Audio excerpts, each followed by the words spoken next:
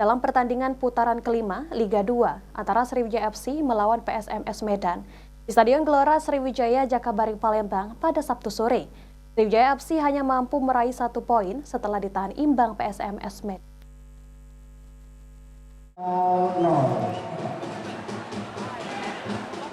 Dalam pertandingan putaran kelima Liga 2 musim 2024-2025, mempertemukan tim tuan rumah Sriwijaya FC menjamu PSMS Medan di Stadion Gelora Sriwijaya Jakabaring Palembang.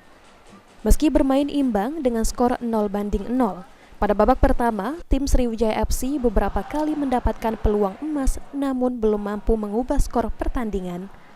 Jalannya pertandingan, babak pertama Laskar Wongkito menciptakan beberapa peluang berbahaya ke pertahanan PSMS Medan namun belum dapat berbuah gol. Di babak kedua pertandingan sengit diberikan oleh kedua tim dan berusaha menembus pertahanan, namun hingga peluit panjang dibunyikan tanda berakhirnya pertandingan, tim Sriwijaya FC harus rela berbagi poin dengan tim PSMS Medan setelah ditahan imbang 0-0.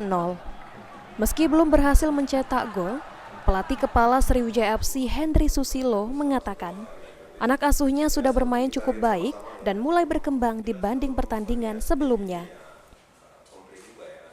Ya, seperti kita lihat sama-sama ya, menurut saya ini menarik ya.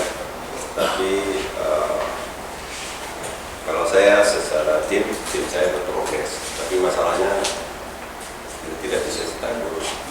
Masalahnya di situ. Ya, terlepas dari semua itu, saya pikir anak bermain cukup bagus.